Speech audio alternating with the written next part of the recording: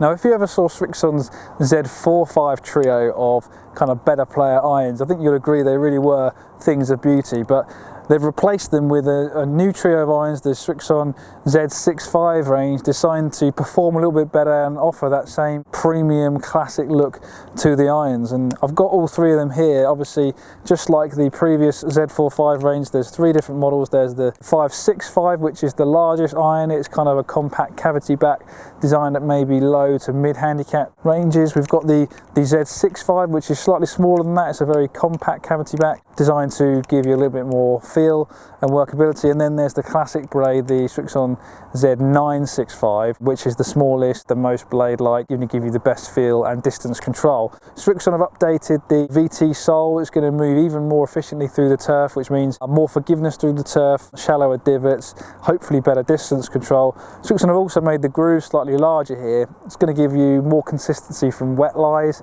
and hopefully fewer flies, which I think we can all appreciate.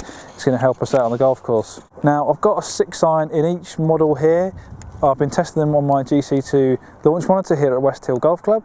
Now, the lofts of these irons are slightly different, starting with the 565, the most largest and forgiving model of the three.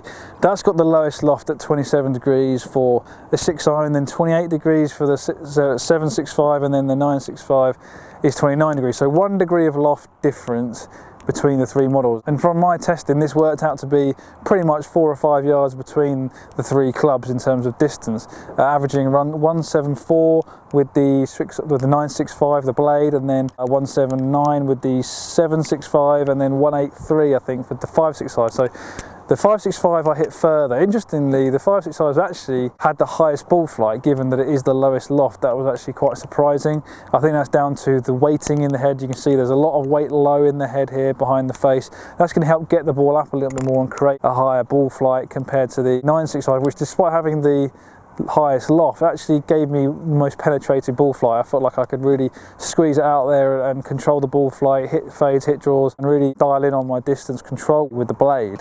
Perhaps the higher ball flight with the 565 also came from the slightly higher spin numbers. I was around about just over 5,000 with the spin numbers here on the 565 and slightly lower with the other two. Distance very impressive with each of the models, you know, above average distances for me with a 6-iron. Don't forget, Srixon have actually heat treated these faces, the metal on these faces, so you should get a little bit more distance from that anyway. They allow them to make the faces slightly thinner because it's stronger material.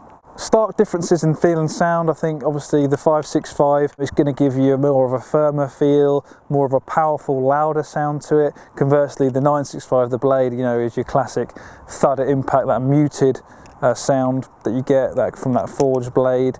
And then the 765 strikes a perfect middle ground. I mean, if I had to pick one of the three to use, it probably would be the 765. It's still a nice compact looking iron down at address. There's not much offset there. It's a nice thin top line, very traditional looking golf club from all angles, but it just gives you that balance of forgiveness and distance as well. Probably goes a little bit too far for me actually, but you know, in terms of the overall package that it offers, I think this is the one that I and a lot of single figure golfers would go for.